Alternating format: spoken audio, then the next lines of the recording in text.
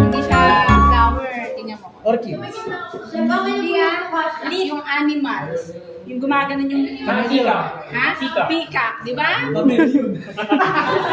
Peacock. Iba. Iba yung nakita ko. Gubat. Siyempre, pwede pong ganyan yung texture para sa cinnamon.